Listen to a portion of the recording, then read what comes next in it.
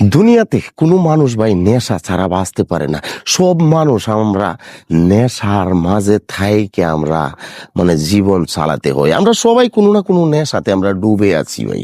কেউ বড়ির নেশাতে, কেউ সবজির নেশাতে, কেউ বিড়ির নেশাতে, কেউ সিগারেটের নেশাতে, কেউ নারীর নেশাতে, কেউ টাকার নেশাতে। মানে কথা একটাই, নেশা লাগবো, নেশা। নেশা ছাড়া আমরা বাঁচতারি না। তবে এখানে একটা কথা আছে ভাই, এখানে ভালো নেশা আছে, এখানে খারাপ নেশা আছে। আমাদের কি করা উচিত বলুন তো?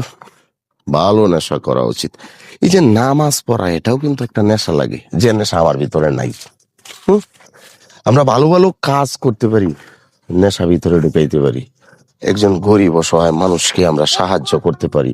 তারপরে এই নেশাটা যদি আমার ভেতরে থাকে যে অন্য আর একটা গরিব অসহায় মানুষের পাশে আমি থাকবো, এই নেশাটা যদি আমার থাকে, এটা ভালো। আর আমরা কি করতেছি, যত দুনিয়ার নষ্ট যত পথ। ওয়ালাইকুম আসসালাম ভাই বালাগো ভাই। ভালো ভাই, ভালো আছেন?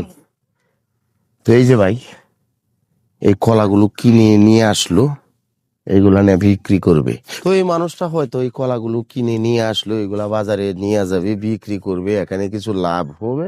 হ্যাঁ, তার জীবন সংসার চলাবে। আমিও কিন্তু ভাই একটা নেশাতে পড়ে থাকি ভাই। একটা নেশা না, আমার ভাই বাজে নেশা আছে। এই যে আমি 18 বছর যাবত আমি মোবাইলের ব্যবসাটা যে করতেছি, এটা যদি আমার ভেতরে যদি ভাই নেশার মতো কাজ না করতো, তাহলে কিন্তু ভাই আমি এখানে কিন্তু সফল হইতাম না।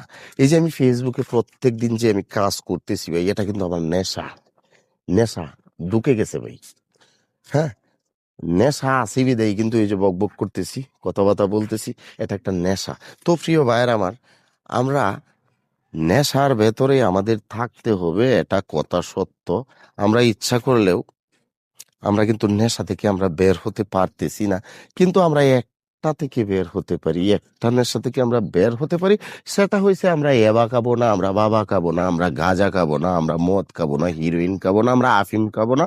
আমরা অন্য মানুষের ক্ষতির জন্য আমাদের ভেতরে নেশার জায়গা আমরা দেব না ভাই। হ্যাঁ, তো আমরা ভালো ভালো কাজ করার জন্য আমাদের ভেতরে নেশা তৈরি করব।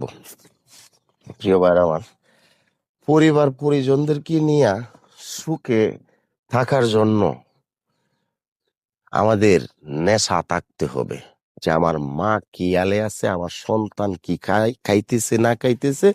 হ্যাঁ, আমরা পরিবার পরিজনদের কি ঠিকঠাক মতো দেখভাল করতে পারতেছি কিনা। এই দুনিয়াতে যে আল্লাহ তাআলা আমাকে পাঠাইলো, যে কর্মসূচি গুলা দিয়া আমরা এগুলা করতে পারতেছি কি।